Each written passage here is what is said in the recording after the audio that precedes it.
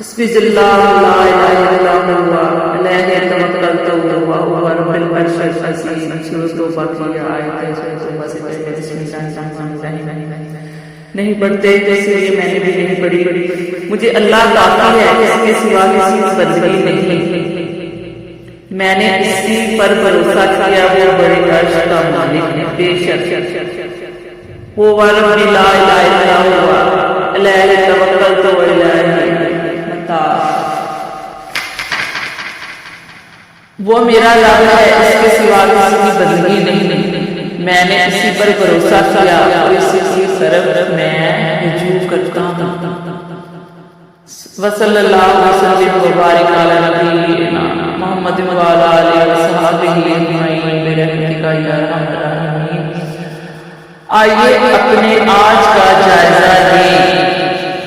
آئیے اپنے آج کا جائزہ لیں. یا الذین آمنوا اتقوا اللہ ولتنظر نفس ما قدمت لغد واتقوا اللہ ان اللہ خبیر بما تعملون.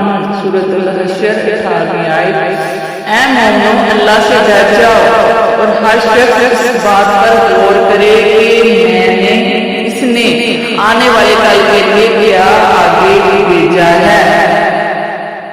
اس آیت میں یہ بات مسلمان پر فرض کر دی گئی ہے کہ وہ اپنے اعمال کا جائزہ لے اور آئندہ کے لیے منصوبہ بندی کرے. آخر ایک دن انہوں نے اپنے خالق و مالک کے روبرو پیش ہونا ہے اور ایک عمل سزا وصول کرنی ہے.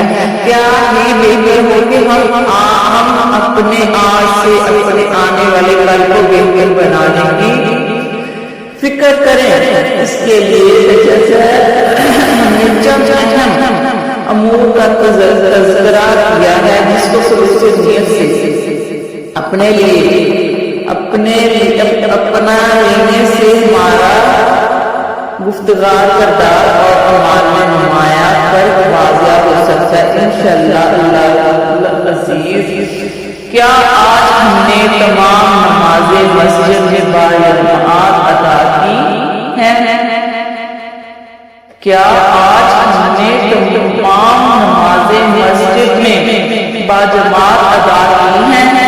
کیا آج ہم نے نماز تہجد اور اشراق کا اہتمام کیا ہے؟ کیا آج ہم نے اللہ کی کتاب قرآن کا کچھ حصہ تلاوت کیا ہے؟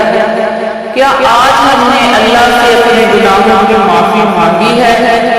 کیا آج ہم نے بری عادات غیبت اور جھوٹ سے بچنے کی کوشش کی ہے؟ کیا آج ہم نے صبح و شام اور باقی مخصوص اذکار کیے ہیں؟ اے میری پیاری بہنوں بھائیوں، ہر سوال کا عملی جواب دیں. اللہ ہمیں دنیا آخرت میں کامیاب کرے. آمین یا رب العالمین.